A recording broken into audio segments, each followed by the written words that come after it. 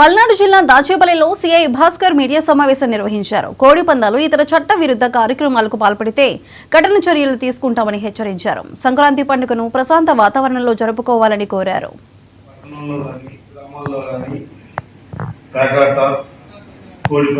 పూర్తిగా నిషేధించడమైంది.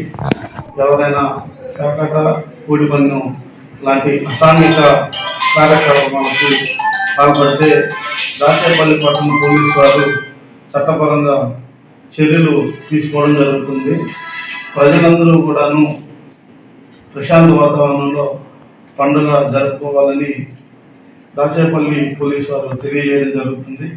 అదేవిధంగా మీ యొక్క పట్టణంలో కానీ గ్రామంలో కానీ ఎవరైనా కొత్త వ్యక్తులు అనుమానాస్పద వ్యక్తులు సంచరిస్తుంటే వెంటనే పోలీసు వారికి తెలియజేయవలసిందిగా తెలియపరచడమైంది.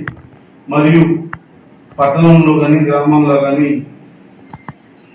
ఎవరైనా ఇతర ప్రదేశాలకు ఇతర ఊర్లకు వెళ్ళే వాళ్ళు విలువైన వస్తువులను బంగారం కానీ డబ్బు కానీ జాగ్రత్త పరచుకోవాలని పట్టణంలో కానీ గ్రామాల్లో కానీ